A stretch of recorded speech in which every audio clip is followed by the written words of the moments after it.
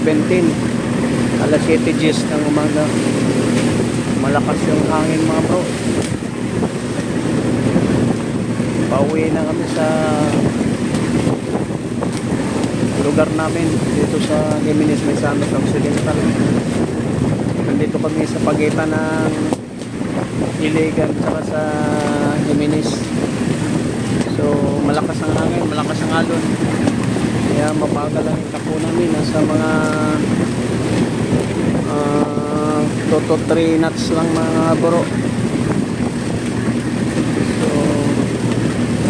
hindi kami makapabilis dahil sa lakas ng hangin. Tapos bali pa yung palatik namin kahapon pa. Nag-try lang kami dito sa tapat ng lugar namin kung baka sakaling makahuli ulit ng ng bariles. Bukyari mga bro, wala kami nahuli kagabi. Kaya uwi na kami ngayon para ayusin na kung palatik namin. Law-law na yung pinakapanting namin, tali namin sa harapan. Wala na, hindi na, law-law na yan. Kunting-kunti na lang yung nakahawak dyan. Yun may dulo ng galon, yun lang yung pinakasuportan yan. Hindi ako makapunta nun, lakas ng alon, lakas ng hangin mga bro. Mabagal tatapos. Nasa mga 5 knots na lang kami. Nasa na kami, nasa tabi na kami. So mayroon kaming, kahit pa paano, mayroon kaming biyaya na sa laot namin ito mga bro. Nasa ang huli namin, mga 10. Pero ang kagandahan, puro malalaki. 90, 80, 70. Yun ang mga nahuhuli namin. Wala kaming maliliit. Kaya medyo nakakabawi rin sa starting.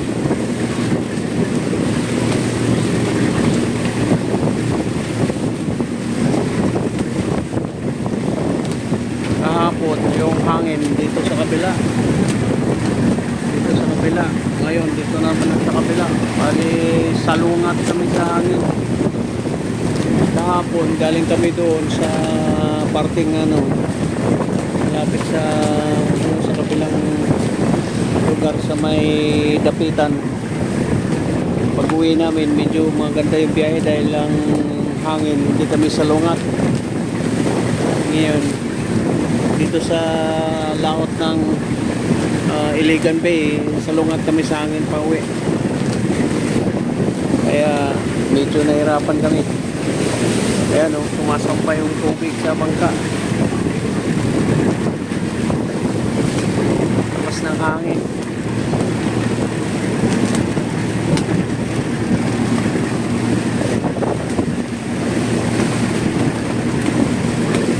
Uwi muna kami tapos ayusin yung mga palatik, tibayan, kasi mga na raw ngayon, panahon na ng mga hangin ngayon. Pagpasok ng June hanggang August. Ayan, malaw yung pakura namin. Talian. Yung si Junjun na yan, nakakuha ng 3 peraso yan sa isang gabi. Malalaki rin sa kanya, 3 peraso. Dapat 4 na sana nakuha niya, kaso lang yung isang unang sibad sa kanya, tinangay yung tinangay yung biwas niya, nasilo yung biwas niya sa yung pinaglalagyan ng pulunan, tawag dito, pulunan. Hindi na niya nahawakan, tinangay hanggang ilalim yung biwas niya. Kaya nylon yung kukuhan. Buti kinabukasan ng gabi, na-stretch siya ng 3.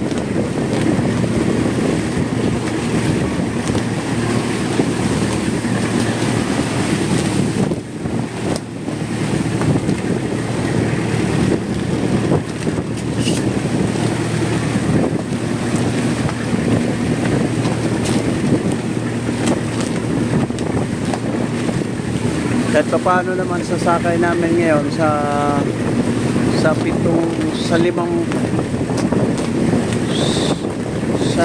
kami, 5 yung nakasampa ng mga bariles. Yung isang sakay hindi nakasampa, tapos yung kapitan din, yung kapitan kasi kahit namimiwas din yan pagdating ng ano, mga madaling araw. Pati ako, namiwas rin ako, hindi rin ako pinalad. Okay lang, siguro sa susunod na lang baka makabawi. Malay mo pag sunod laot kainan na tayo ng bultuhan, jackpot. Nasa mga 4 miles lang siguro kami. Ayan o, kitang-kita na yung bundok to. Ito lang, malakas yung alon. So naghihintay na yung buyer namin doon sa pagdating namin. Tumawag na 250 raw ang kuha.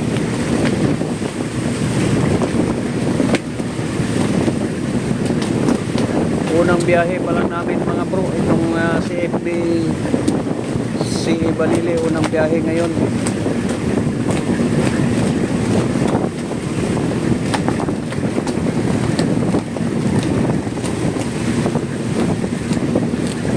Tatanggalin niya tayo ang trapal.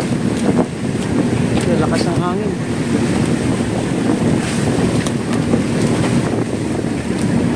Hirapan.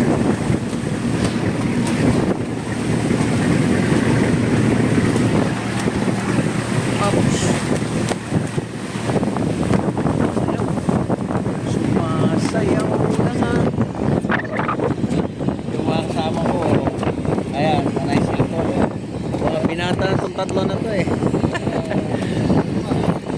Ayan.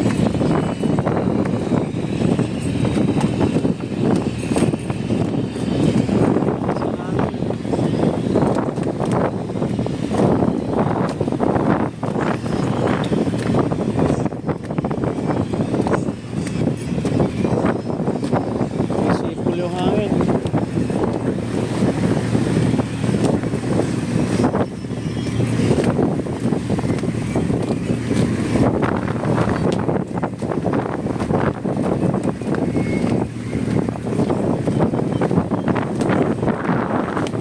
Alam mo na po.